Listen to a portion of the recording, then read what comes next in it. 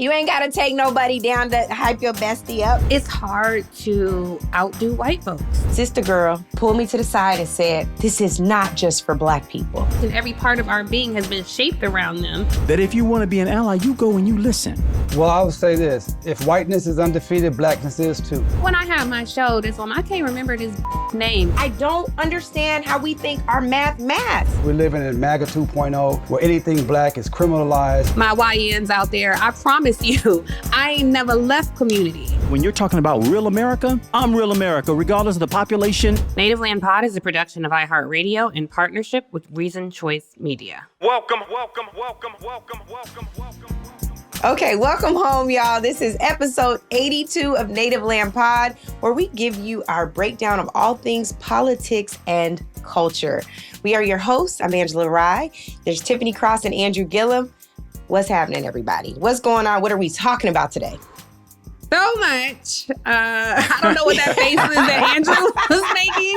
We're going to talk about that face in a second. I was applauding myself for not making a comment. It was like you were... What was it? I was looking at the script. What did you say? I don't know. It was like he was making a kissy face. I sighed like, yes, we made it through. Yeah.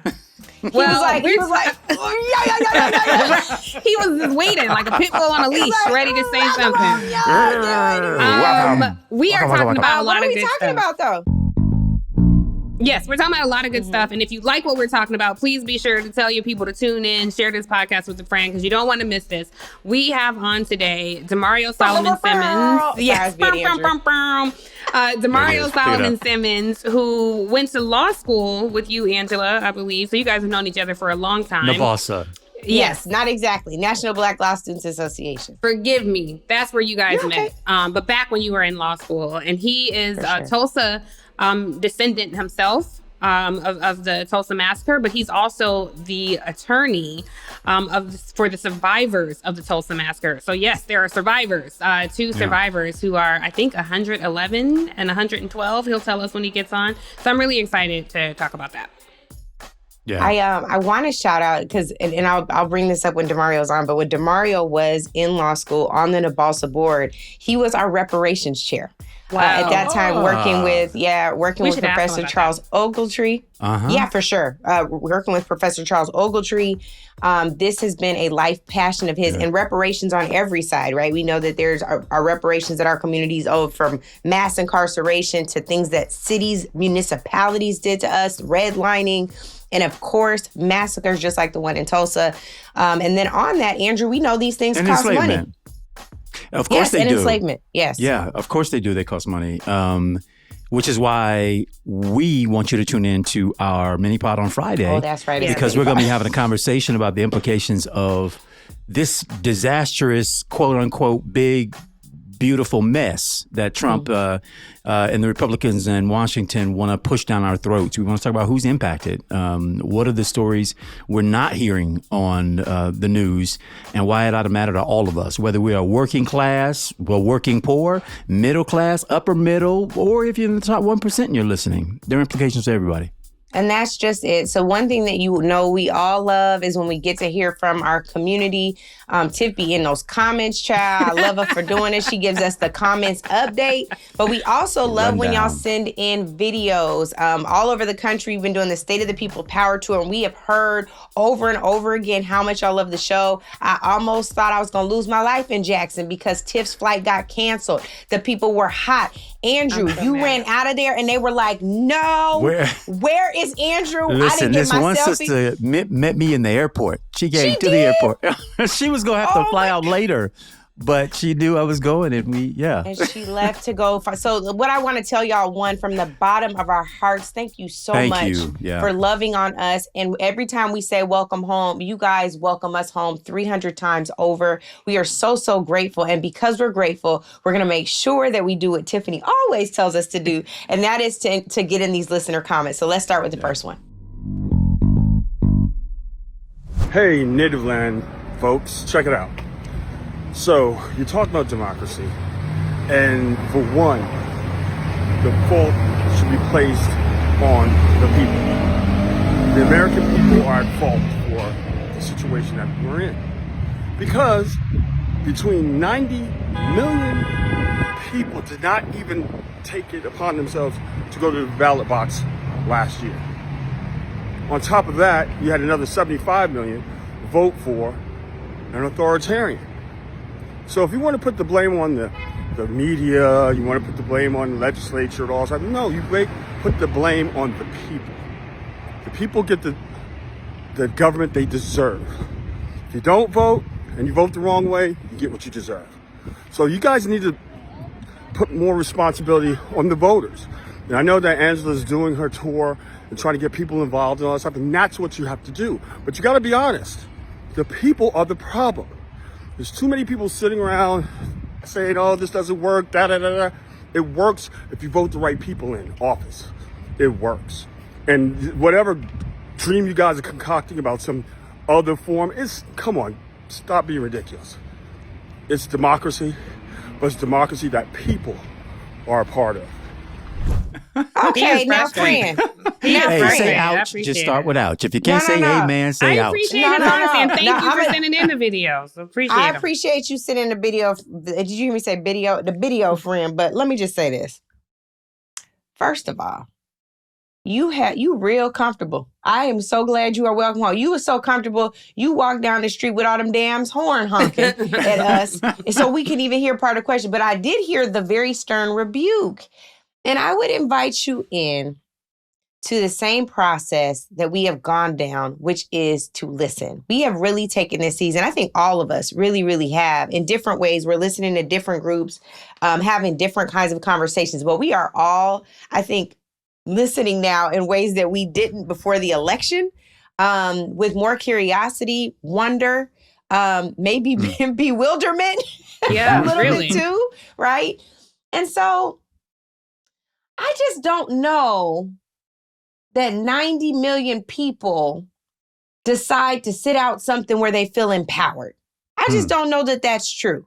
I don't know that people who have taken on the approach, even though this isn't necessarily mine all the time, the lesser of two evils, and they make a calculated decision. We talk a lot about on this podcast, us having to regularly tap into a harm reduction strategy rather than like the abundant choice of what we know will represent our best interests, even when we do the work of issuing demands or having an agenda. And so I just would challenge us on like telling people that this is what they deserve. You know, when they never gotten what we really deserve, like we ain't even asked to be here. You know, like this is where we are now. We're making the best of things. And our people have been making, I shouldn't even say the best thing. We're making the good of things or the all right of things just to get by. And so I appreciate the perspective. It definitely is not mine, but I'm going to yield to my co-host Well, so I don't lecture back.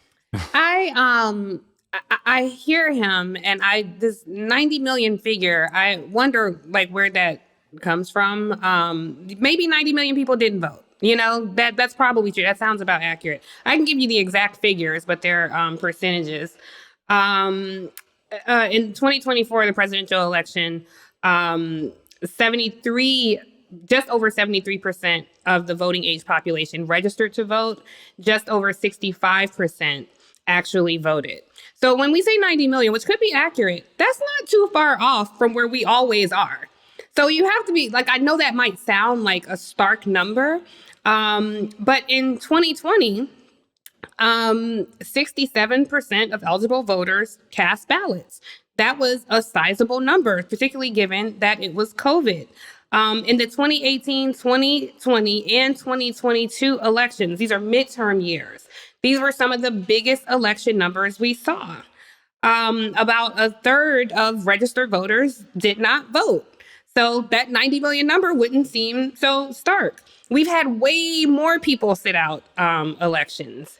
In 2016, 100 million people did not vote. This is a big year when you had no more Obama on the ballot, but you had Hillary Clinton. And let me just say, I'm getting this information from the census, census.gov.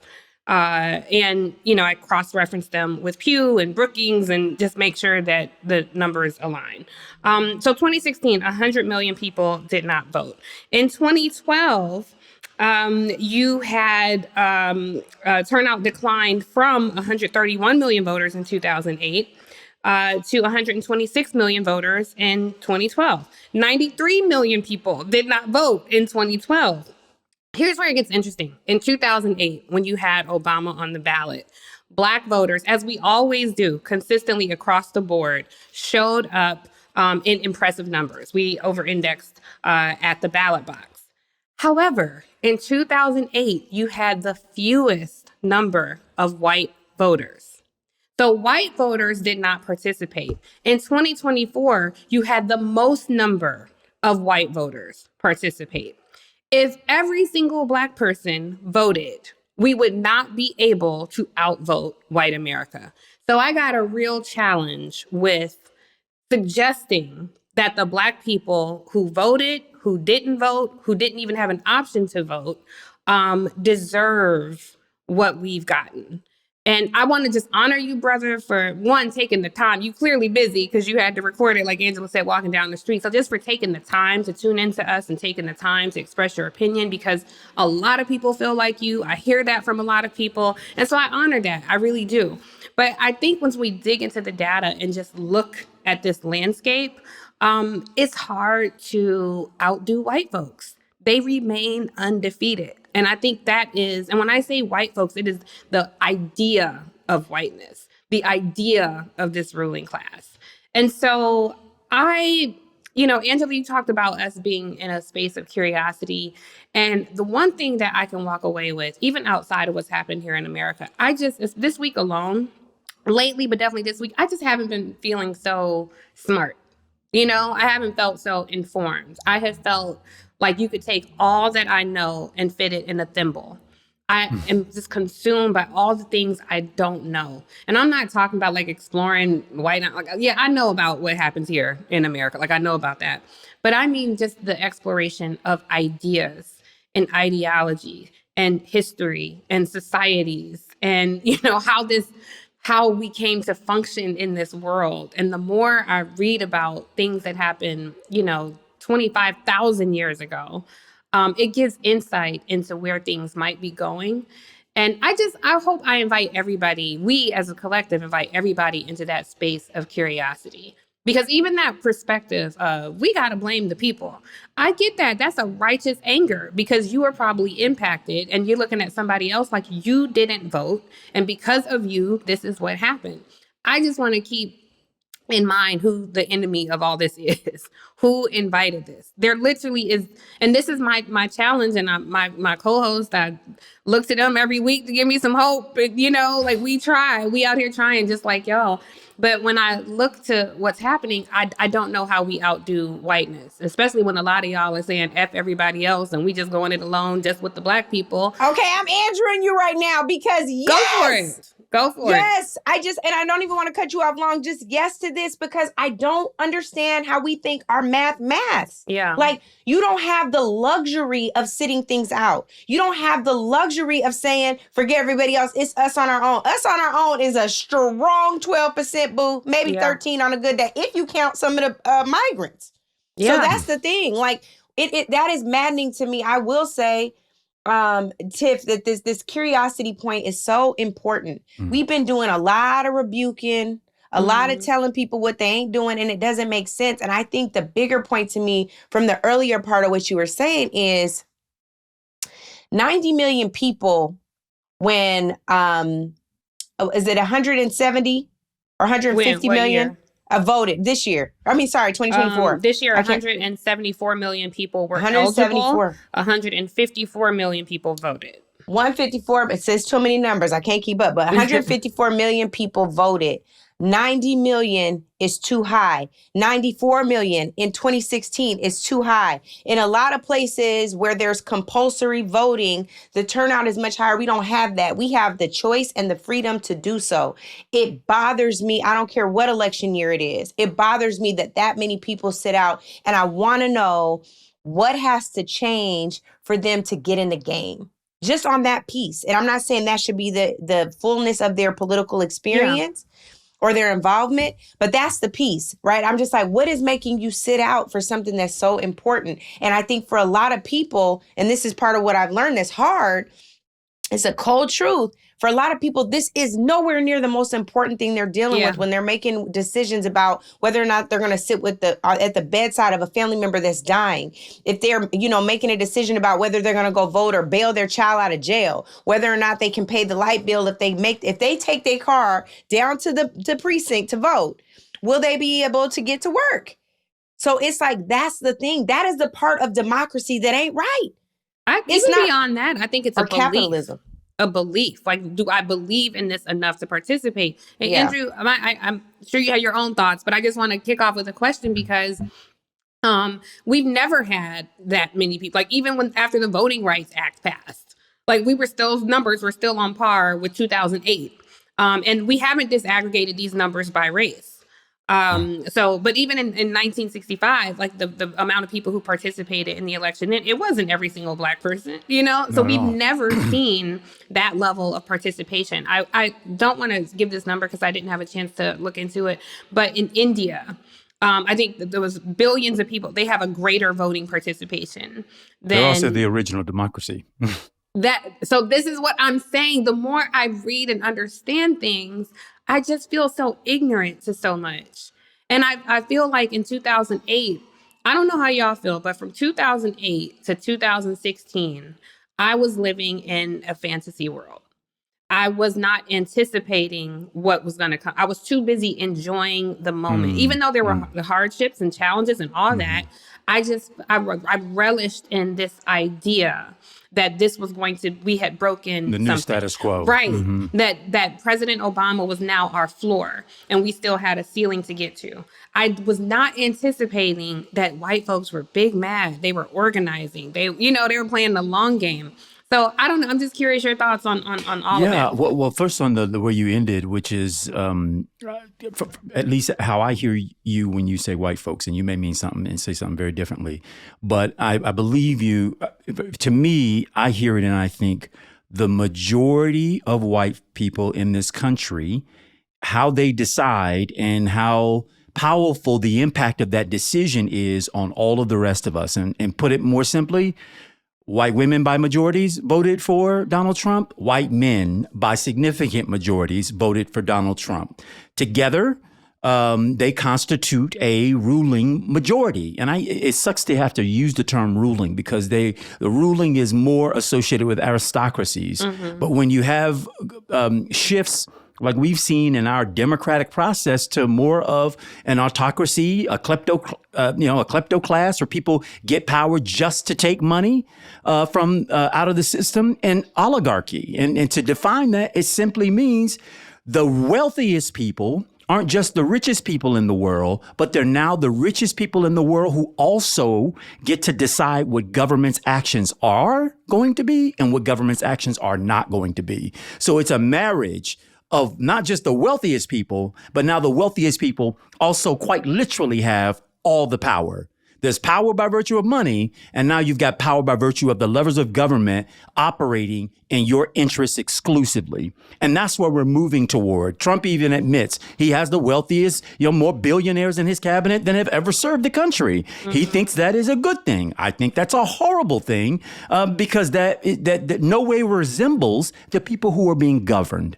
Now, real quickly to the gentleman's point, I too appreciate it because I have to say one of my criticism of the Democratic Party, and I would even now extend that, I guess, to us by way of, I think, how we see a lot of issues and how it gets up under us, and for good reason, is that I think we talk a lot about those who are at the margins of our society, the poorest, the ones who cannot, get easy access to healthcare and childcare and all of those things. Not a lot of talk about what that squeeze is in the middle, and not a lot of talk about what that squeeze is for those who were in the upper middle. Yeah. And then we spend a lot of time at the top end of that spectrum on the wealthiest 1% as well. And I think what is true today, as it has really been for the last century in this country, and that is whether you are in the working poor or whether you're in that middle, a paycheck or two can easily throw you from one to the other. And I really mean, especially in that middle group of folks who feel comfortable, live very comfortably, but God knows you don't take my income away for 2 months. Don't take my income away, substantially for the next 3 months. Most of us don't have 3 months of total expenses saved up in a bank account. So this class status, or as you will, is not so comfortable for a lot of us. And that's why I think it is important to pay attention to what's happening at various ends of this spectrum. And to relate that to voting is, I think we oftentimes talk about the folks who have maybe economic barriers standing in their way from accessing the ballot box. But I know people who I went to college with who have more advanced degrees than I do, who live very comfortably in their lives, who also make the decision not to participate in the process. Mm-hmm. And it is clear that they've prioritized something else above the impact that their vote is going to have on their lived condition. And I think the same is true for those at the bottom end of the spectrum. And I'm talking economically, that when you've done a thing so many times, or you've seen a thing done so many times, yet your material conditions, when I say material, meaning the things you can feel, touch, eat, never change? Well, y'all, that's the classic definition of insanity. To keep doing the thing, nothing changes, but you keep doing it anyway. Now, I want to argue with myself simply to say, and I'll quit here, is to say, I don't buy the hype that nothing changes. I just think change is a very tenuous circumstance. For instance, 4 months ago, we all thought we lived in a democracy. Courts mattered. Courts' decisions mattered. You didn't flout that. We never thought that a president could just completely disregard the emoluments clause, where he is taking emoluments, taking money, taking gifts. What did he say? For his. I said the monuments clause. Given it the monuments clause. The that was my monuments last week. clause. That was my 2 weeks ago. But the monuments. Yeah. But essentially, the law that says that a president, policymakers cannot take gifts from folks, from foreign individuals or domestic, and keep them into themselves as a profit to themselves for their position. Right? The president cannot accept a $400 million plane, a mansion in the sky, and then give it to the government right now, and then ultimately give it to his presidential library, but then take full use of it when he's out of office to enrich himself, right? And there are other gamuts that these folks are participating in that don't make sense. So from that standpoint, I understand that. I think we have to broaden who we see as being disenfranchised from the process.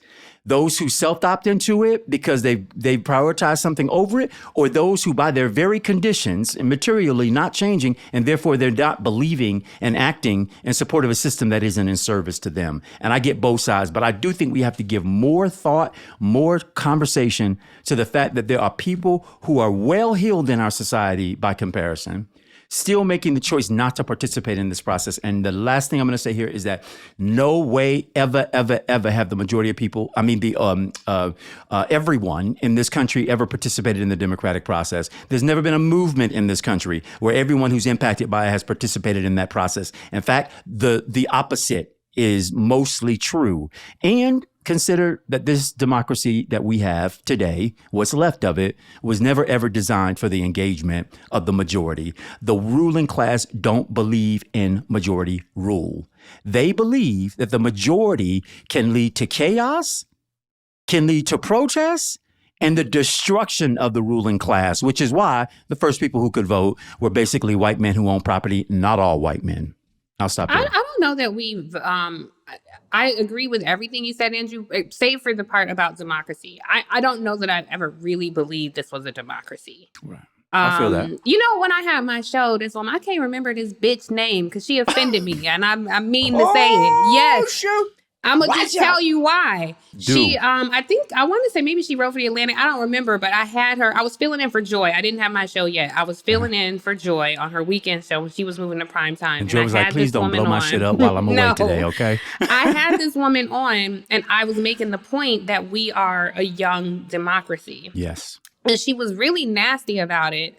And was kind of like talking to me like I'm an idiot, you know? She's like, we're not a young democracy. We're the oldest democracy. And we had to go, my producer in my ear, like, we got to go to a break, like, we got to wrap. And there are so many people who actually believe America is one of the oldest democracies. And I would ask, Well, what do you consider a democracy? You consider it that because you were able to participate in it. But this was a white woman. So I'm like, bitch, you weren't even in a democracy Not then. at all. You were even denied participation in this democracy, but you so busy trying to be nasty to me to tell me that it was a young democracy. But if you Google American oldest democracy, you will see papers, articles, think pieces on how America's one of the oldest democracies. The devil is a lie. It ain't no oldest democracy. It's never been a democracy. Not in the true form that you're talking about. I think people can factually say that we're one of the longest running. There have been societies that have changed forms of government and gone back and forth between this form and that form. But be clear that India is the world's oldest democracy. And quite frankly, in the life of society and the life in the life of Homo sapiens, the United States as an idea is extremely young. In fact, we have institutions, colleges, Harvard being one of them, that pre-existed the existence of the United States. And I don't mean the land, I mean the formation of this as a country. So we are relatively young, however, pretty enduring given the life that the country has had. But I think the most important thing about that, Tiffany, you're bringing it up, and I think the point you wanted to make, which is in its fullest form, when we think about democracy and democratic participation, this country still falls woefully short of its ideals. Yes. And that's why we have to stay in the game, put our shoulders to the wheel, stiffen our spine. It's because it's then our job to continue to move this thing closer to its ideals. That's the part, though, that's hard for me, too, because it's like, I know we probably can't solve this. This is another mini pod. But how do we get roped into helping you fulfill some ideals that you didn't even think enough of us to include us in? How did we get roped into helping you fulfill ideals when you owe us every damn thing? Like, I'm going to just tell y'all something that's probably not good to say on air, but I'm going to say it anyway.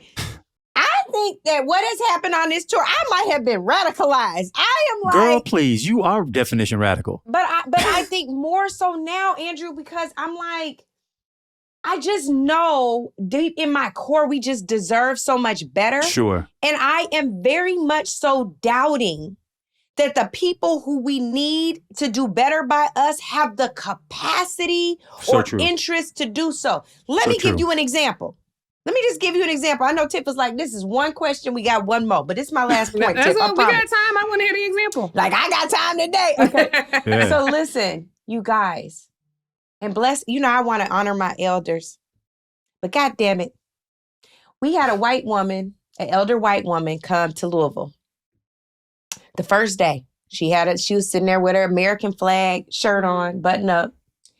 And when I got in the room, I was telling them how this was a Black-focused, Black-centered movement to help provide relief, opportunity, and policy solutions for our people. Mm-hmm. I ain't had the mic down for 15 seconds before Sister Girl pulled me to the side and said, this is not just for Black people. Did she hear your intentions? How you gonna tell me? How are you gonna tell me that this is not just for Black people? It is for Black people. How do I know? Because I'm one of the visionaries, ma'am. How? I don't even know your name, Alicia Keys. Like, oh my God. What are you talking about? How are you going to tell me that this is not for Black people? So I said, ma'am, that's what was going on the inside. Y'all would have been proud. That's not my response. I said, ma'am, this is for Black people. I said, we orchestrated it that way. And she said, well, no, because I'm here. And I said, and I'm so glad you're here. And she was like, but you have to go get more people like me so that, Andrew's face, so that you can be effective. And I said, ma'am, that is not my calling. That's your calling. Thank That's you. not you what go I feel. get more people That's who right. look like you. Get That's right. Susie and Larry and Beth and them. I'm not going to get them. That's not what I feel called to do. Yeah. And I was so offended. I think y'all was speaking. Come on, Andrew. Here no, we go. I think y'all was speaking on different levels. No. I think y'all was speaking on different levels. She heard this is a Black exclusive space. That's but not what you said. Because that's how they move. Right, No, Andrew. I get that. Out of 10. And I'm not saying all white No. folks, I'm simply saying, I'm not defending her. Too. I'm not defending her. I'm talking saying. about the difference and the way it is processed. And first of all, let's just admit, but that's part of white the problem. people move differently in society because the first thing she could do in this whole event was center herself. Right. She did, and talk about that's part and of the she problem. did it. Wait, and I didn't even get to this part because I forgot. Andrew, I'm glad you said it. No, good. Go, please. That's what she did the second day too. To the point where I don't want to call everybody. I'm gonna call her out. Holly Holiday, who was moderating this conversation for it's the Black Women's Leadership Collective panel. Everybody's listening. Sis came back the next day. Sis is, Holly's asking if there's any questions. The woman again does the same thing. And Holly was like, now you're not on the panel, right? Right? Like, of course she had to be like, you school, you got you. a question, but you can't just be up here with no microphone. Like, what are we doing? And I think that is part of the problem. Mm-hmm. You have an egocentric leadership and political structure. You have an egocentric way of existing that even when people have to create space for themselves to be seen and heard, you still find a way to center yourself.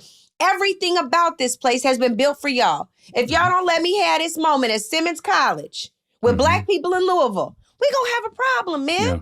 Like, for real. I think that's part of the challenge, quite frankly, because, and this is kind of my point. Whiteness remains undefeated.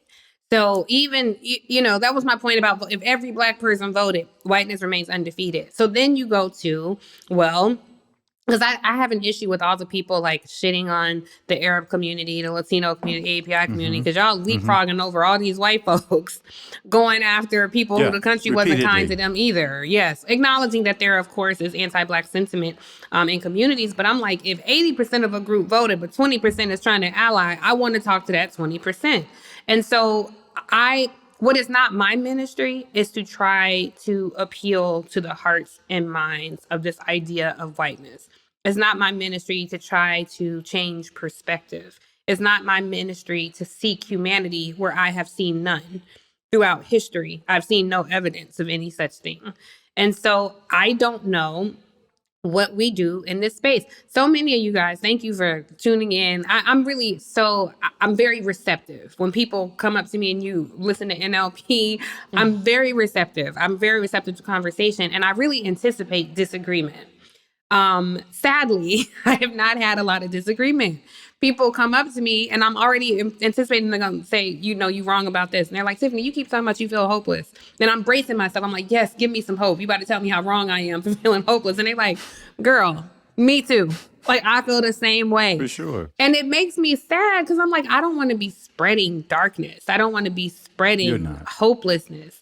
But I am a bit like, if that's who they are, if this woman had the temerity to stand in this space and center herself and say, no, this is not just a Black space. I don't have anything to say. Like, I don't know that I would even have you gave her your time. I would have just said, okay, because how can I convince you? You cannot fill a cup that is already full.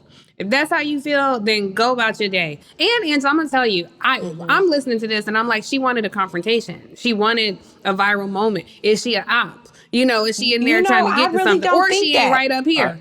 She might not be right, but she is also an official part of the Louisville Democratic Party structure, which she ended up saying. I know her. Okay. You know her type, right? I know her multiplied. I think that's just it. There's this thing that happens, and we all saw it on steroids after George Floyd was murdered, right? Yeah. All of our white friends were calling, saying, I just want you to know I read the autobiography of Malcolm X, and I am Malcolm X.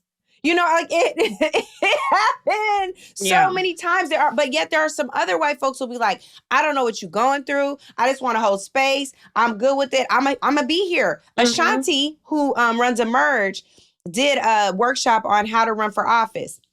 And there was a white sister who was with her Ashanti who didn't do none of that. Who didn't do none of that, was just like, I'm happy to be here. What y'all are doing is dope. Happy to support. That's the energy, y'all.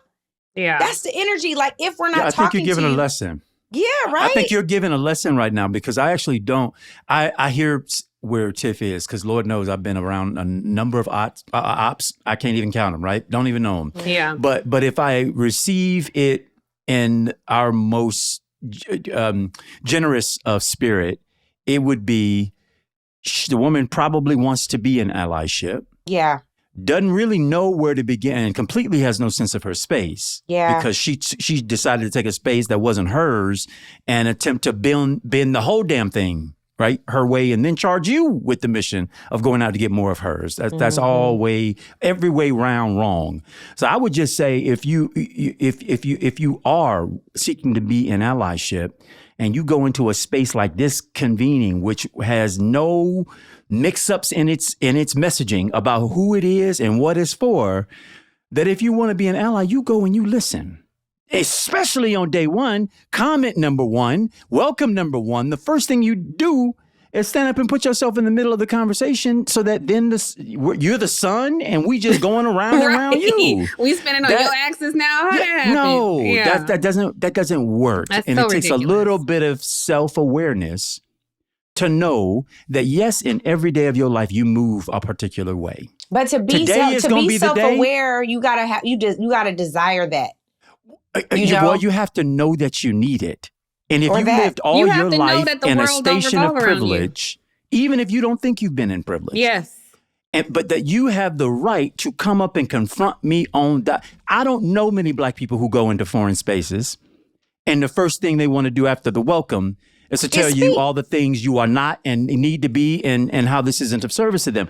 Most of us will sit in curiosity, let this thing go on a little bit to see what the shape of it is before we do a thing. Yeah. And we've learned that because in most spaces we aren't welcome. And when we are, we're little boy padded, little girl padded, and not treated like like a full person.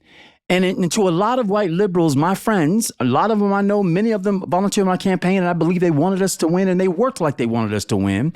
But many of them are in complete unawareness of the privilege in which they walk in and in the way that they move. Yeah. And that's because they've never been confronted with a society where that isn't true. And the only time they've ever felt it is when they've been at an event with me and realized that they were the only white person. Yeah. We're born. We're born like a birthmark with this incentive to shrink. It's like a birthmark to us as Black Americans, where you are, don't embarrass me in front of these white folks, or come in here, act like you got some sense, or you become bilingual because you see people around you doing it. Your mom is like, I told you to sit your Black ass down, or you better get your ass in this house. Hello, yes. Oh my God, it's so nice to meet you. The code switching that we do. Every part of our being has been, to your point, Andrew, about tapping into our imagination. Every part of our being has been shaped around them. And so they have no concept. You can let your kids come into a restaurant and jump all over and throw food and shit and act the fool. Run barefoot all over this bare They floor. have the freedom. They have the freedom to be, because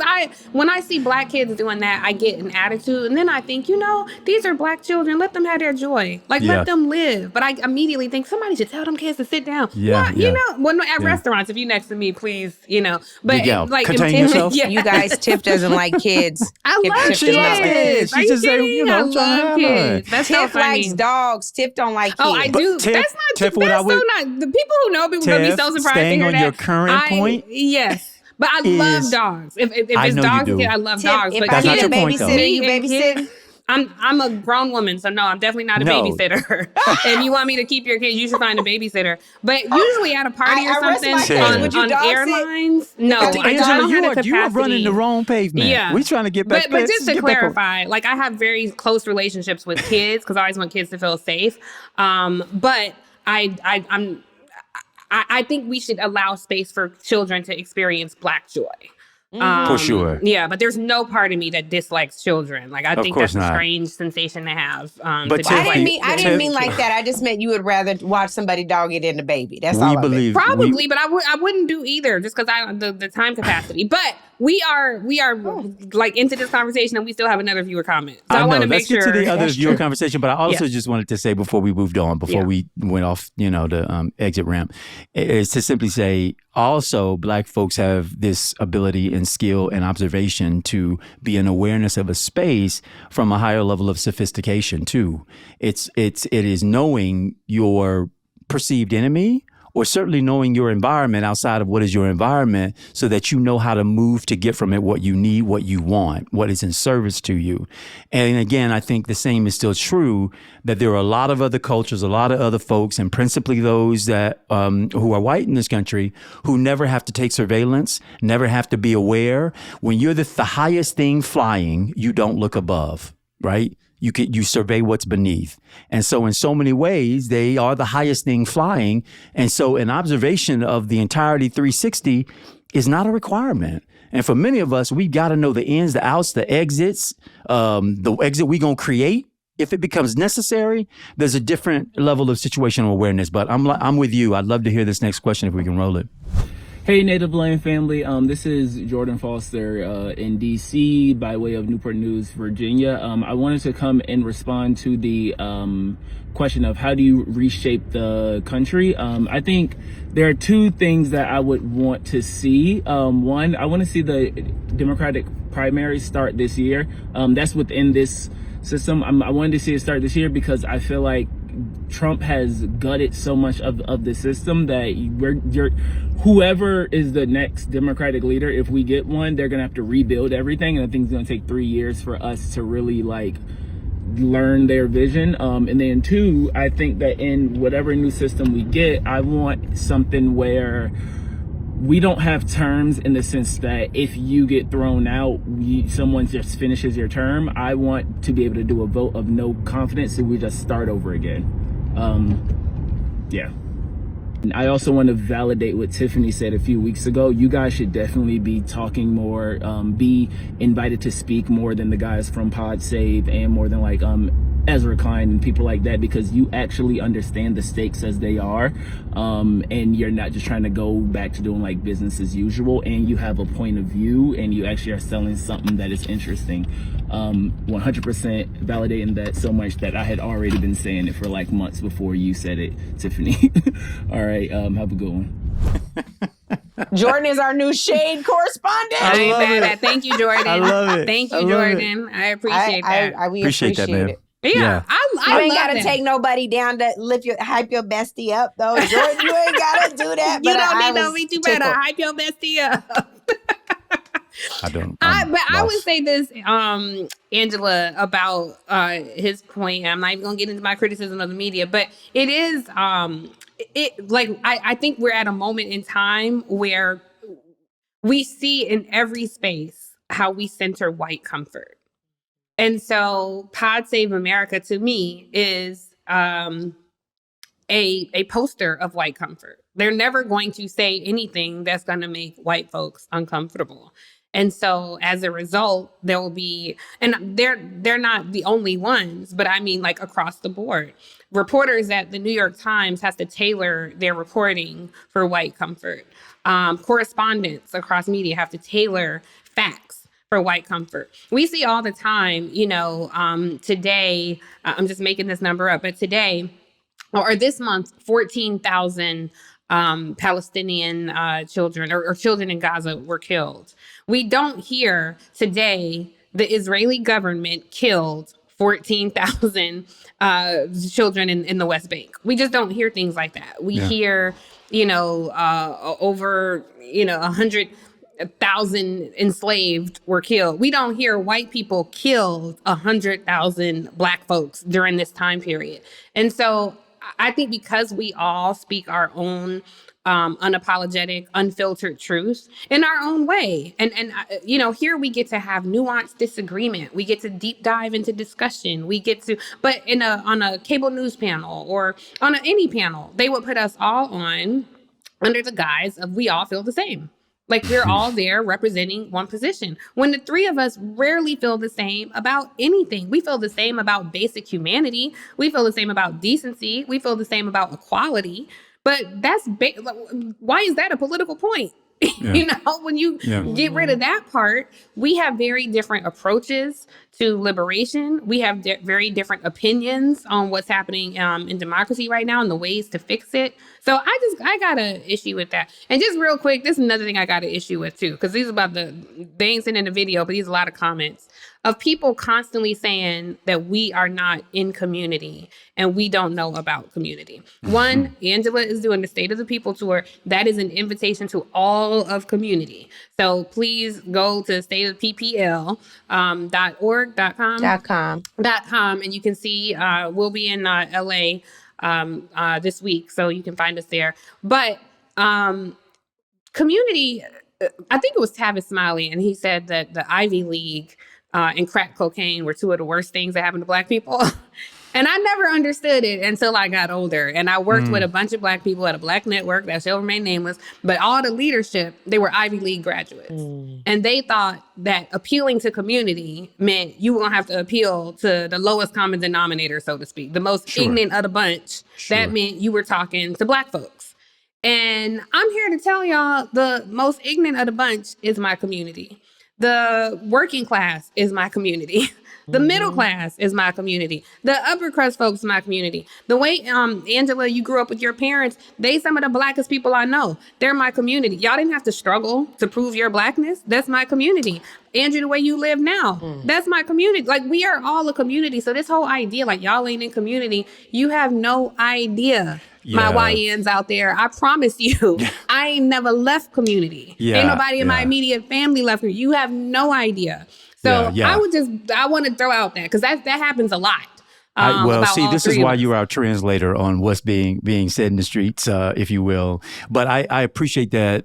But more than anything, we've lived the way we have lived, and our products and continuing to produce as an extension of that lived experience. Yes. So you can't ever take from me Richmond Heights, South Miami Heights. You can't Ghouls in Miami. You better You can't take from me Gainesville. You can't take from me South Side of Tallahassee all the way to where we are now and what God has for what the future of that is. And God bless the person who is able to forget that past and make a new.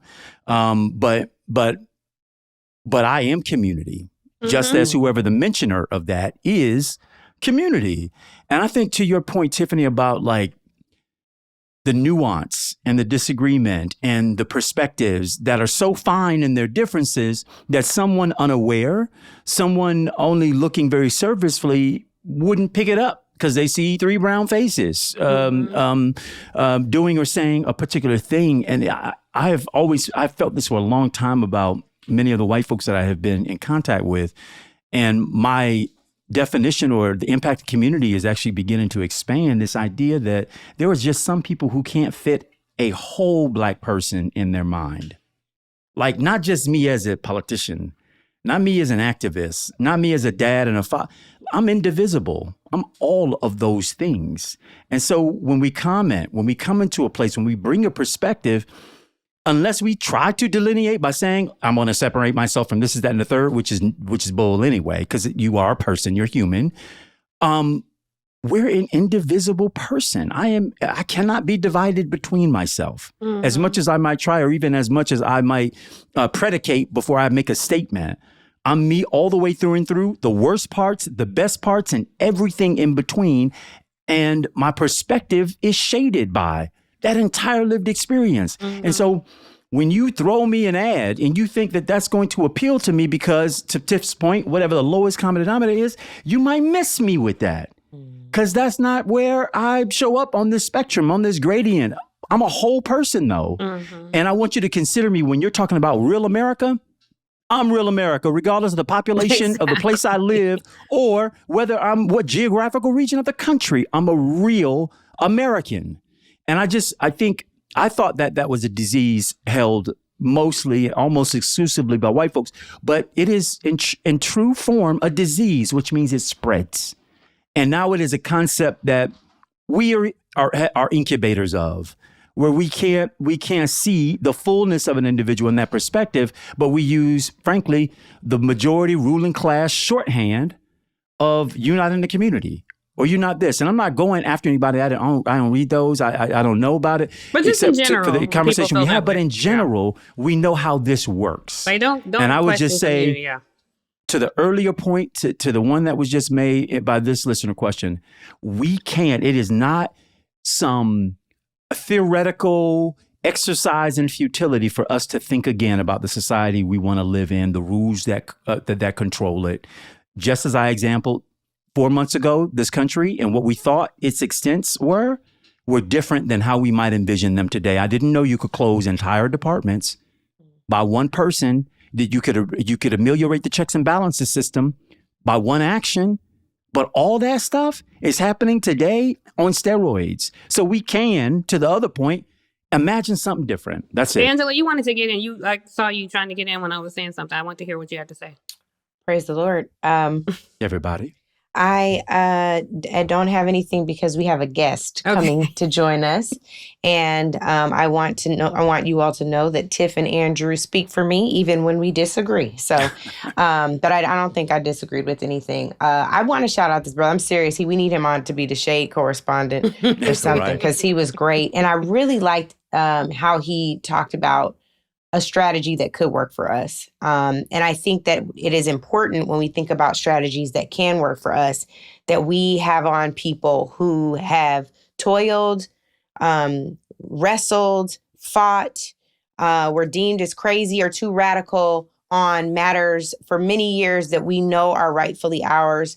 For over 100 years, Black Wall Street has been wrestling with the federal government, the state government, and the local government to get what they deserve. Mm-hmm. And our good brother and friend, Demario Solomon Simmons, is the primary attorney and lead for the Tulsa race massacre survivors and their descendants, and he joins us today. So, Demario, we are so happy to have you, and it is on such an important occasion, on the eve of an important occasion, on the other side of an important occasion. But just recently, the mayor of Tulsa had this to say, finally, about justice for Greenwood. I'm announcing that my office has been working alongside our legal department on the establishment of the Greenwood Trust, a private charitable trust that will raise and facilitate the investment of $105 million in private funds on our road to repair, restoration, and revival.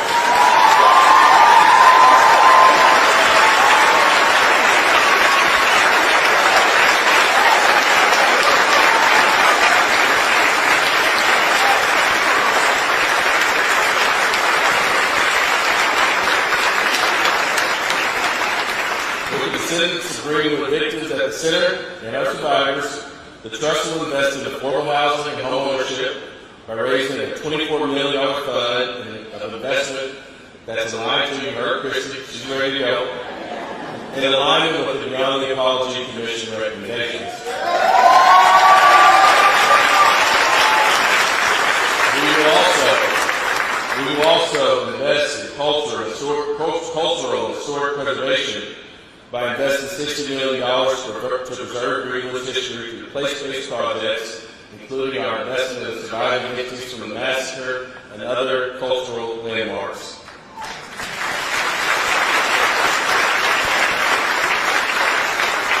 The trust will also be involved in economic development and education by establishing a $21 million endowment for educational scholarships, small business grants, no-interest loans, and continuing the work to bring closure to the families of the victims through our commitment to the massacre investigation.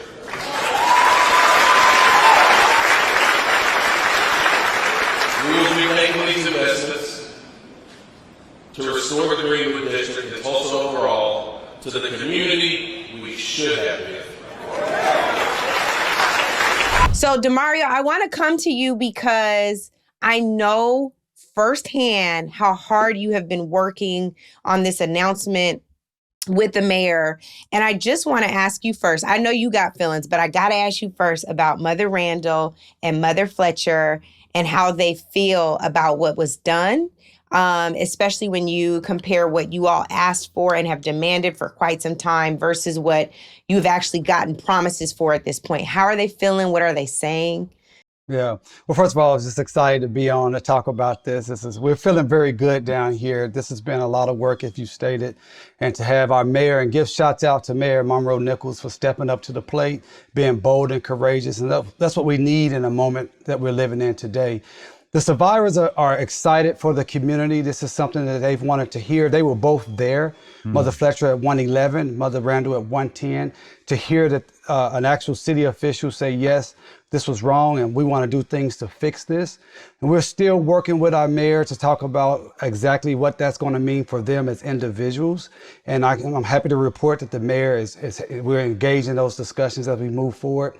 And one thing he stated, I don't know if you have it on the clip, this is just the beginning. The $105 million is just the beginning that we want to have in place by next year's 105th anniversary.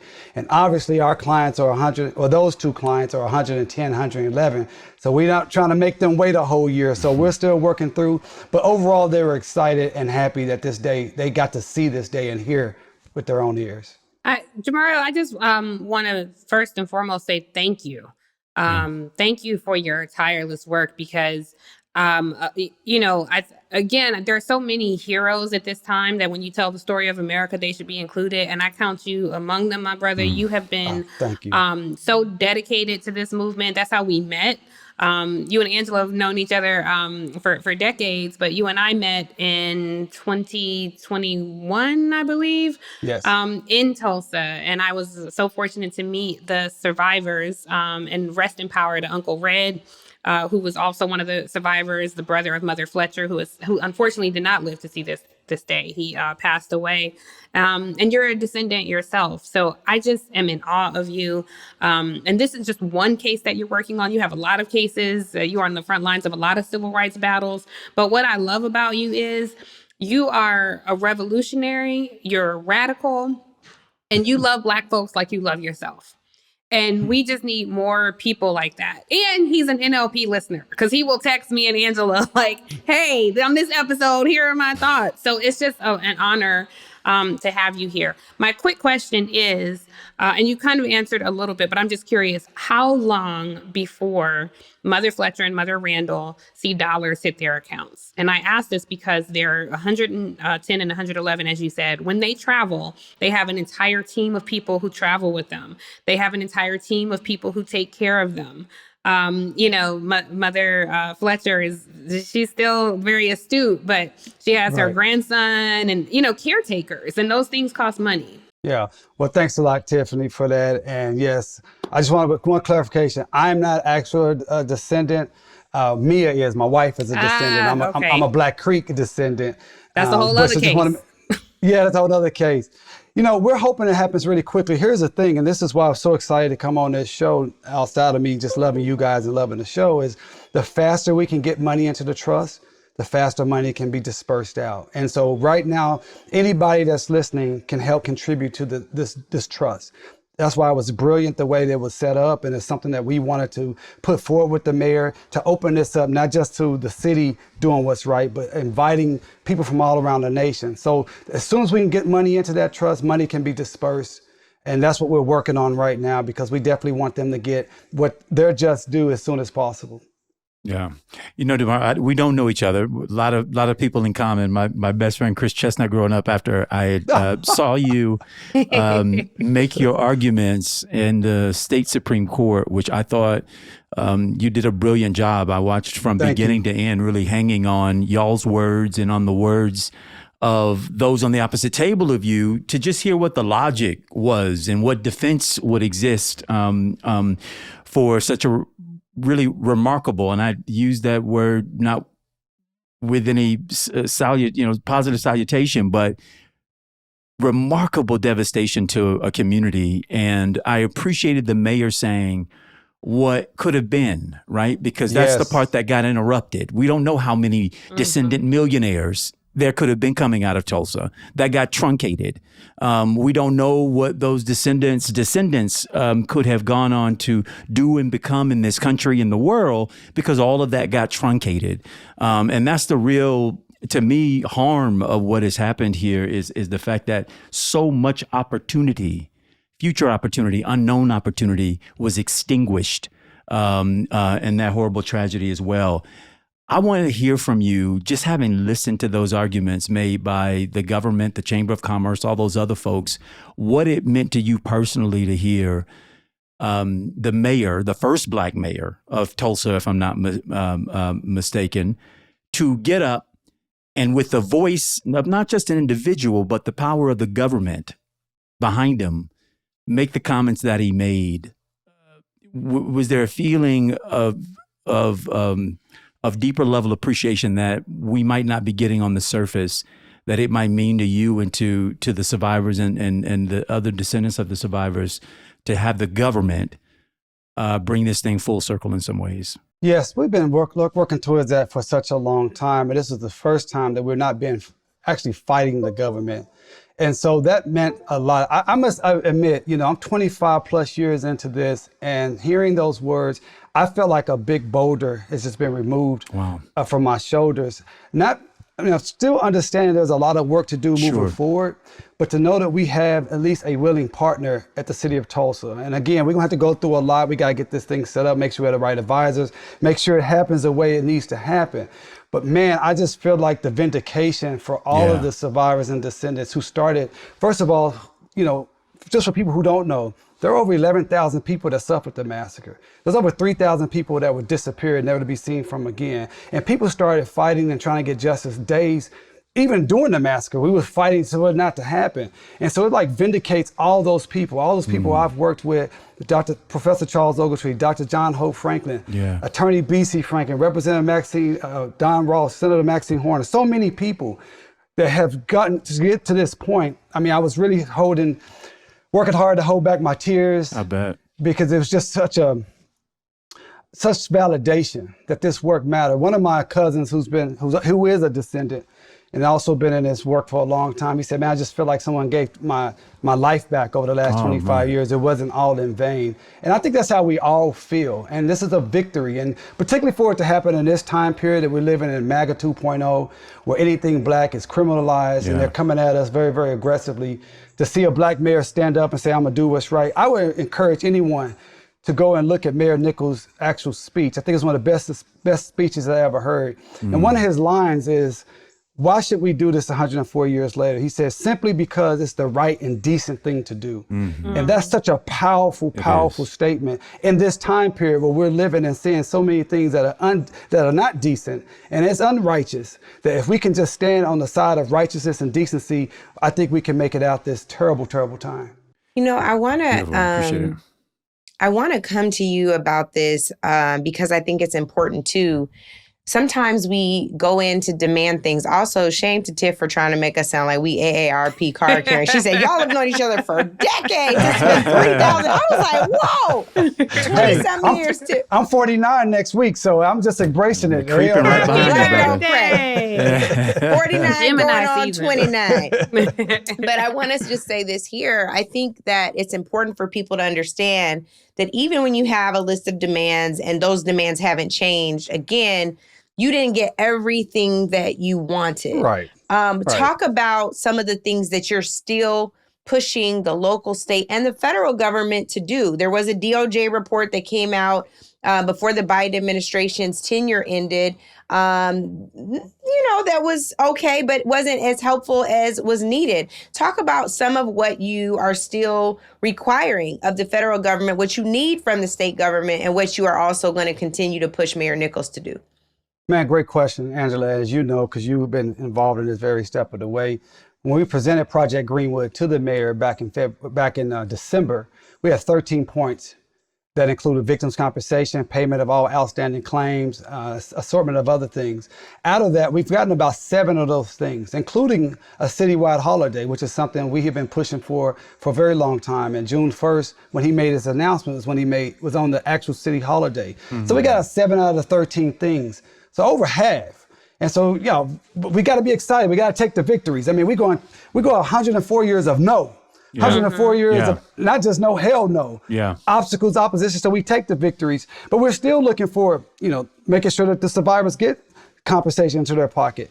We still want the outstanding claims that are still outstanding that were denied by the city, the county, the chamber, and the insurance companies that denied claims in the hundreds of millions of dollars that are still outstanding today, according to the Brookings Institute.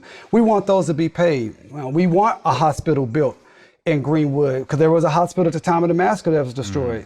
We still want those things. We still want an actual criminal investigation to hold those responsible. So those are things that we're going to still be working towards on the local level. We still think that there should be tax abatement. We think that those descendants who have been paying taxes to the city and the county and the state for 104 years, when they're actually owed money, there should be a tax abatement and immunity for the same amount of time period that they've been paying in. These are things we're going to continue to be pushing for at the local level. One of the things that I don't know if it's been clear, we've been fighting in litigation for over 45,000 records related to the massacre and the continuing harm. That also was released on June 1st. And as we get into those records, we're going to figure out what else is going on. That's at the local and the state level. At the federal level, I mean, we've been working very, very closely with many of our supporters there. Obviously, starting first with Representative Auntie Maxine Waters, who's been on this with us for over 25 plus years. And then we worked real closely with the late, great Representative Sheila Jackson Lee before she passed. Her son was actually in town on the first. We gave her an award. But now we're working really closely with our dear brother, Representative Al Green, who most of us now know as the man who stood up and defiantly said, hey, you cannot cut this Medicaid from these poor people. Well, Al Green has been someone that's been working with us behind the scenes, and I'm happy to report that we're working on some federal legislation specifically to benefit the actual survivors, and that will be coming to the forefront very, very soon. So this issue is not over with. It's just that we have great momentum. We have great partners. And speaking of partners, we couldn't have got here without so many community groups and national partners. You know, Tiffany said we met in 2021.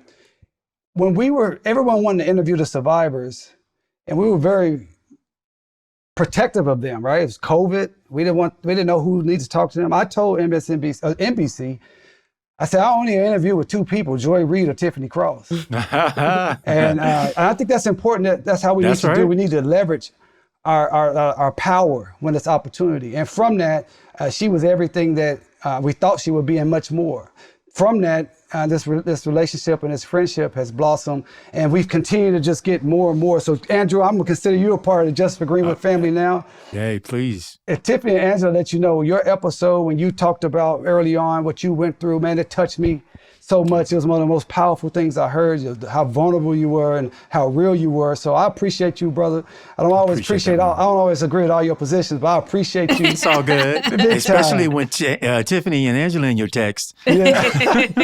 and one day, you know, I'm still suffering. I had speech impediment growing up, and I still suffer with my words. I want to be as clear with my diction as you are all the time. I'm very impressed with how you mispronounce words really beautifully. He says the monuments clause. but it's okay. He might mispronounce it, but it was definitely articulated very clear. It sounds so clear. I said, man, I wish I could talk like that. Me too. Mario, I just I want to ask you, because we're at a time, I'm feeling a bit hopeless, which I've talked about. And before you joined us, we were talking about that whiteness remains undefeated, you know, and I was making the point in this last election, if every Black person voted, it wouldn't have been enough to outdo whiteness. And because you say that you want to be like Andrew and how he speaks, but I think the things that you say, and we've become friends. I'm friends with Mia, your lovely wife, who's a newswoman. So please give Mia our love. But I'm just curious your thoughts right now. I love listening to your positions on things. And so, just as you look at what's happening, we got this one win, that does give us some hope and gratitude. But as you look out on the country, I don't know. What do you think? How do you feel these days? Well, I would say this: if whiteness is undefeated, Blackness is too, because we still here. Damn it!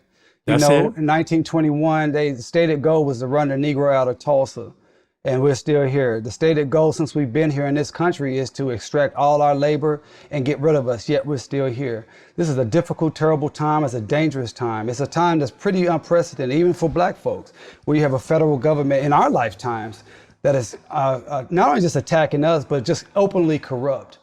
And so while we have despair, and hey, man, I've had many nights of despair and depression and figuring out where I need to move to, but we have to stay in the fight, stay focused, continue to have community. That's why I'm so proud to be a part of the State of the People tour that you all and Angela's leading, just getting people galvanized and organized, but understand that this is a long road. But listen, man, we've been through a lot as a people. We've been through enslavement. We've been through Jim Crow. We've been through redlining. The Tulsa massacre was just one of hundreds. The only thing that makes it unique is the size, scope, and scale of it. So we have to be very clear-headed and understand. And what I'd like to say is, like, the people, we look at Greenwood, we look at the massacre, but let's talk about what created Greenwood. And I call it the Think Greenwood principles. And if we practice them as a community, I think we can overcome. And first of all, it's community love. That was the first principle of Greenwood. The second one was self-determination. The third was ownership, and not just ownership of things and land, but ownership of ourselves, ownership of our community, ownership of our own mentality. And then fourth was education and wealth concentration. Not the fact, because a lot of people like to talk about Greenwood because of the economics and Black Wall Street. I'm not talking about that when I say education and wealth concentration. I'm talking about cooperative economics. I'm talking about working together and saying we're going to build for ourselves so we can all prosper. We don't have to all be millionaires. We all don't need to be millionaires. And fifth, and I think to really go to your question right now, Tiffany, the fifth principle of Think Greenwood is willful resilience. Willful resilience doesn't mean we're not going to get tired, doesn't mean we're not going to feel despair, it doesn't mean we're not going to have defeats, but we're going to have willful resilience. And to have that willful resilience, we got to keep our eye on the prize on what we're trying to accomplish, and also take care of ourselves. Make sure we're getting proper rest. How many times I'm sending you, Angela, are you getting some rest? Are you drinking your water? Are you deconnecting? Because I'm preaching to you, to myself. Because I struggle with that too, because I feel that grind. But if I'm not well and healthy, then my family won't be well and healthy, my neighborhood, my community, and so forth and so on. I knew he was going to have a word. Every time I was going to ask you too, Dee, we're living in this era now where banned books is the norm. On the tour, we've given away so many banned books, and we're at the same time, folks are fighting about history being accurately reflected in textbooks and classrooms, but also on the National Park Service's site for the federal government. Before they were proactively banning books, they were still at least banning history, the Tulsa history, in some of your own textbooks. Can you please tell our audience, Dee, when you first learned about the Tulsa Race Massacre, how old you were, where you were, and how that is a similar experience for too many students in Tulsa? No question about it. I went to school in middle school, Carver Middle School, right on Greenwood Avenue. Went to the great Booker T. Washington High School, which is the pride of Greenwood in North Tulsa. And I didn't learn anything about the massacre until I was sitting in intro to African American Studies class. I was a football player at the University of Oklahoma. I'm just in the class trying to chill. And the professor starts talking about Tulsa and the massacre. They called it a riot at the time. And I was like, no, that's not accurate. I raised my hand and said, man, I'm from North Tulsa. That's not true. And obviously I was wrong. That was 1997. I was 22 years old before I heard about it. And it changed my life. It changed my life. I was so embarrassed. I couldn't believe. I had a degree, my associate's degree is in history. I have an associate's degree in history, and now I'm now at the 4-year school playing ball, and I didn't know my own history of my own backyard. And that changed my life. Ever since that day, I've been passionate and pretty much, some people say obsessed with making sure that we educate about not just the massacre though, but Greenwood as a whole, and then also advocate for justice and reparations. Incredible. I think it's so powerful for people to hear that because, one, I don't want them to be ashamed. That Professor D altered the trajectory of your life's purpose and mission. And even though it was late, it wasn't too late. It was actually right on time. Right. And I think it's important for our folks to know whether you get the experience of learning our history as it should be told in a history book, or you learn it at home, which is what I had. That is the privilege I have. I often think about privilege as a spectrum. I had Black art on the walls and Black books on the shelves because my parents didn't play about that. But that's not everybody's truth. Everybody can't even afford that.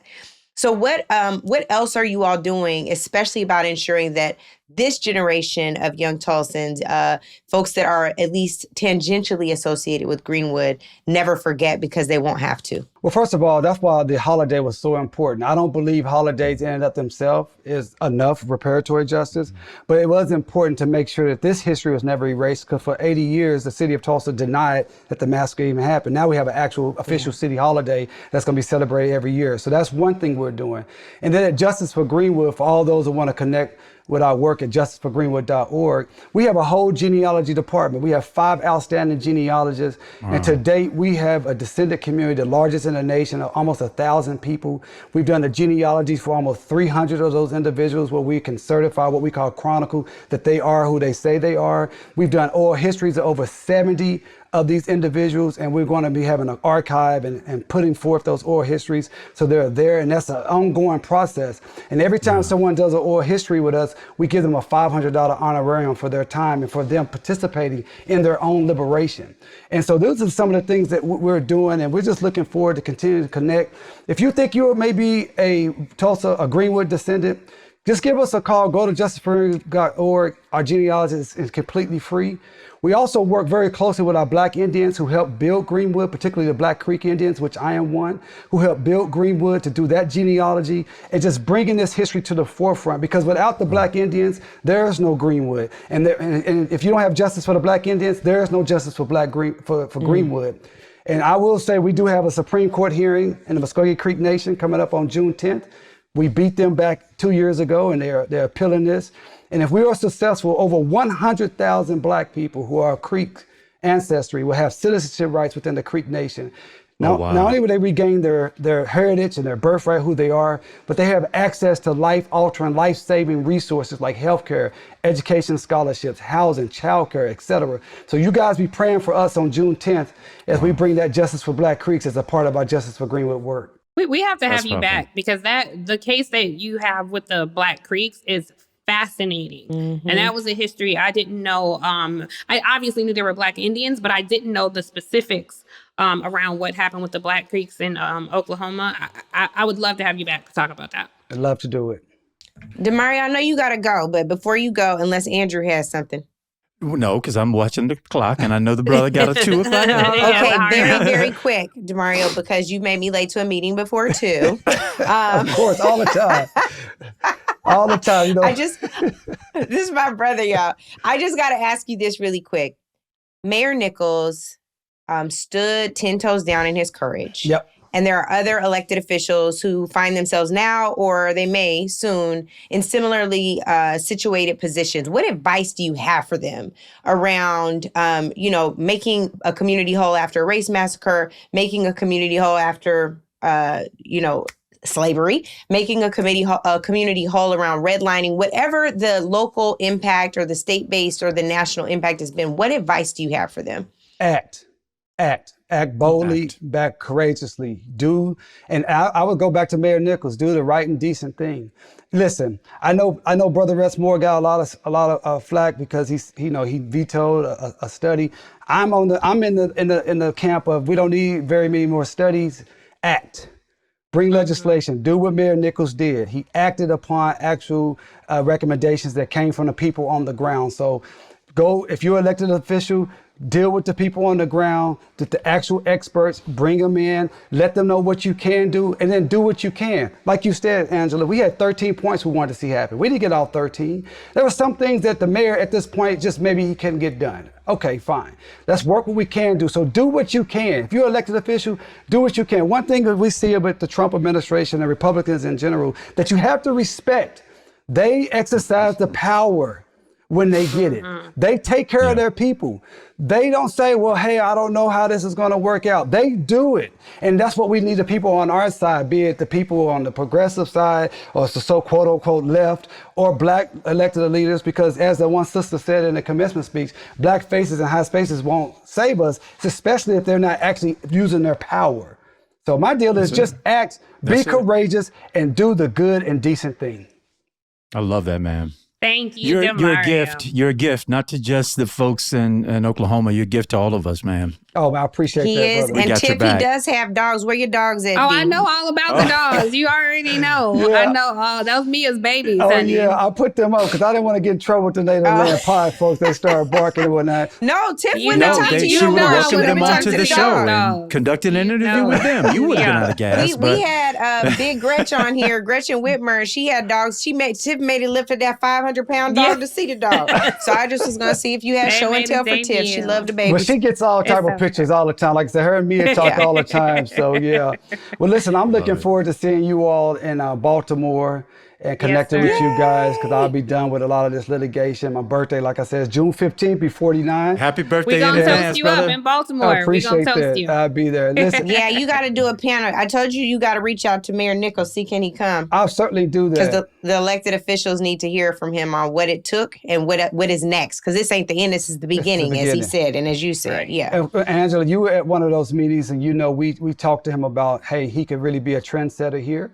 And I think this is a model. Greenwood, and I know I got to jump, but Greenwood was This on you now. Greenwood was a national model for Black people.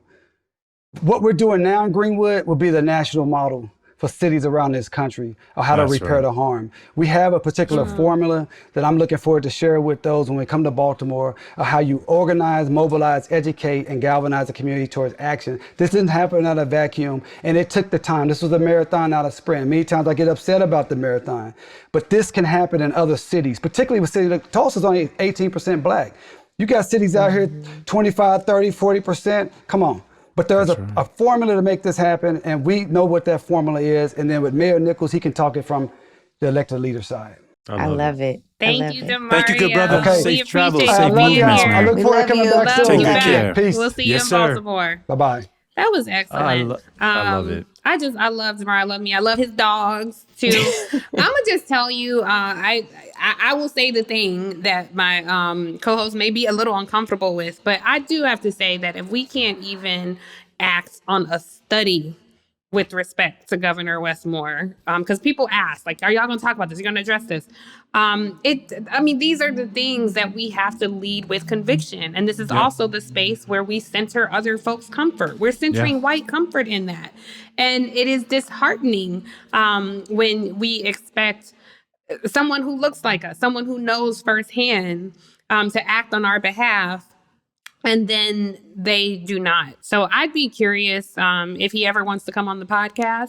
Yeah. He has an open invitation, because I would love to hear his rationale and his thoughts about why he vetoed this study for reparations. And just his background, Governor Westmore, who is the first Black governor of Maryland, vetoed just a bill to study what reparations would look like. And I've seen your comments asking us to talk about it. So here we are talking about it. We'll address it. We have a relationship with the governor, and I don't know for certain, but I would imagine that he or somebody on his team may have heard from Angela. I don't know. This is me speculating. I don't know, but I'm sure when that announcement came out that he heard from a lot of people about it. So that's all I'm gonna say about it. Now that my name, hold on, Andrew, because when they do that in the debates, when your name gets thrown in, you get let's first keep right it to respond. large. I promise. So let me just say this first. I think that it is right that many of us, and I'm including myself in this, are so tired of a study. Like, we don't have to study this. You can see the societal impacts. Tiff, even what you brought up earlier about we have been trained to shrink in spaces. That was for safety, and it is a generational trauma that we carry. That is an example of what slavery has done to our people. Yeah. We don't need no more studies. Yeah. In Maryland itself, they have studied the impact and the harms of slavery over and over again. They have those results. My advice to the governor and to his brilliant wife, Dawn, who is also a tremendous advisor, and to so many others, is to act just like Demario said. It is to implement. If we know the conclusions of those studies, let us publicize those studies. Let's tell people where they are and what can be done given the climate that we're in. I think if we know that the president of the United States is probably very threatened by Governor Westmore, you're going to be hit anyway. Right. So let's be clear about the fact that you can't shrink from that. And so live in and embody the same courage that it took to get you there. He has so much support in Maryland. And I think that if I would have advised anything, it would have been for them to be clear with the Black Caucus on the front end. Maryland writ large is a really tremendous example of what Black political power can and should look like, especially when you represent so many Black folks in a state. So I just want to see them on the same page. And I don't think that they're that far apart. I think that the legislature did what they know to do based on even what's been done in HR 40 every Congress. And that can't even get out the Judiciary Committee. It dies in the Judiciary Committee even when Democrats are in charge. Mm-hmm. So they did the easier thing because they thought this was the least and most reasonable service. But in an era where we're being attacked on DEI and equity and affirmative action and still incarcerated for stuff for no reason, we should be able to do more than look at the harms. We should be able to implement solutions for the harms that exist. Well, let me just say, if y'all like the conversation, please tell your friends to please tune into the show. We are tight on time, Andrew, and I know you wanted to talk about the budget. Say it anyway. Well, I just want to ask, do you still want to talk about the budget on the mini pod? I'm going to say this part, and maybe this will become the mini part. Well, I was just asking, did you want your call to action? Did you want to talk about the budget? It'll be this part too. It'll be this part. Tiff, he said it's the mini part. Yes, clearly. We got it's all of those not things. Mini part, mini part. It's all those things. I have too many thoughts on the Maryland situation, but I would prefer to lift up Brother Nichols, the mayor of Tulsa, the first Black mayor of Tulsa. I followed, from the outside a bit of his race, and I saw interviews that were being done mostly of white citizens in Tulsa who prior to the election were expressing views of he can help heal the wounds. He can, he's just like my son. He's a regular guy who just wants to do good things. I remembered those comments. They're familiar to me and the races I've run. I've never been elected to a seat that's been majority Black and not even close to in most races I've ever run. And in this case, the courage that this brother had to summon when people put you in a place because they think you're going to, when they say heal the wounds, they really do mean move past it, right? And by virtue of us putting you at the helm of this government, let this be notice that we're moving past it. Brother Nichols took that as a different admission. He thought you were not only putting him there to do the right thing by everybody, but he really does mean everybody, including the historic everybody that were impacted by the history in that city as it relates to the Greenwood community and the Tulsa race massacre. But I still can't let the moment pass without giving the brother his due, because he's in a place where you could see him tiptoeing around it, if touching it at all, or finding it much more convenient to maybe commission a study. We're not talking about a man who's in a place where 35% of the population are Black, where you're surrounded in your church and your grocery store and in your neighborhoods, wealthy or poor, by people who look like you. Maryland, we're talking about a place where it's in some ways probably still uncomfortable to be in the skin he's in. Yet he chose to take the position that he was in, take the whole of the government and acknowledge a wrongdoing, a harm that was done, which is why I wanted to hear Damario's thoughts on that, because I imagined, as he expressed, that you would be in a place of almost disbelief and maybe a sigh of relief, that you would breathe the deepest breath you've breathed in a long time when you get to hear the government, because he's not just a Black man. Just as when I talked about people protesting me, I wasn't just the ally sitting in on a floor. I was representing the government. And when you do that, it matters. So for the cowards out there, may you learn. But I hope that this man will be an example of the things that are possible when preparation and opportunity meet and you happen to be in position to make the play.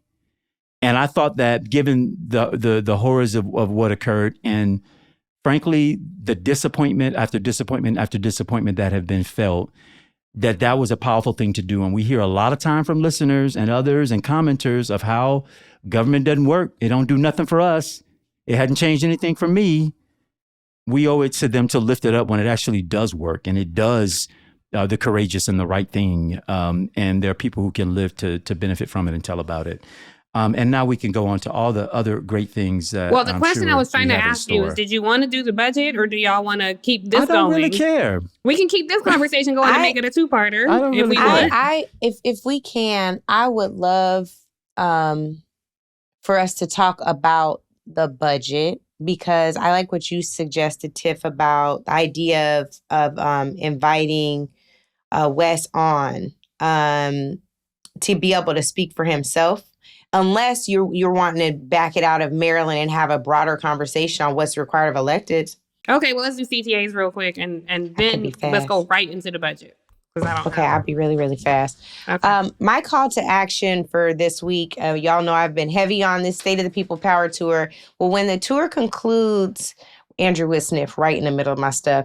But when the tour concludes this week in Los Angeles, we are going to be gearing up for our Juneteenth celebration and convening our National Assembly in Baltimore, Maryland. We start on Juneteenth, which for those of you who don't know, is June 19th, and we go through the 21st. It will be so amazing. I am going to ask in this for a call to action to be that Andrew and Tiff will help to moderate one of those conversations that are going to be amazing around our Black papers. And I think that we should be there, as much as we can, even if we do some mini pods to wrap ups or, just to kick things off on each day. I think that would be dope. There's some ideas, but please make sure you register at stateoftheppl.com/Baltimore. You all, I can't tell you how spiritual I feel like it's going to be already. We're going to be at Empowerment Temple AME Church. You cannot just pop up.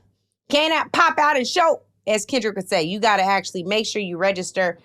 We don't really want to do registration on site because we want to know how much food to feed y'all. And guess what, y'all?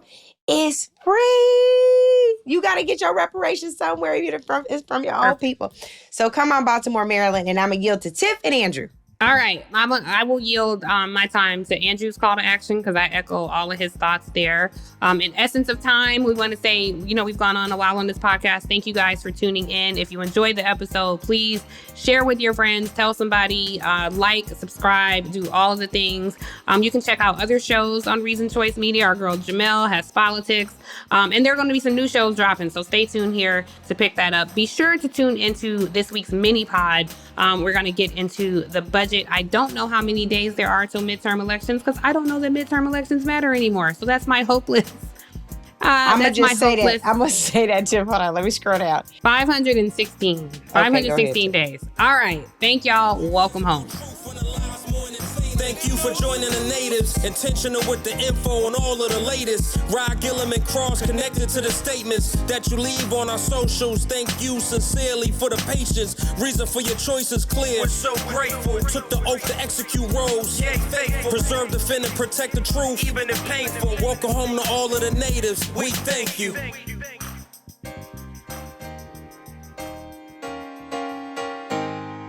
Native Land Pod is a production of iHeart Radio in partnership with Reason Choice Media. For more podcasts from iHeart Radio, visit the iHeart Radio app, Apple Podcasts, or wherever you listen to your favorite shows.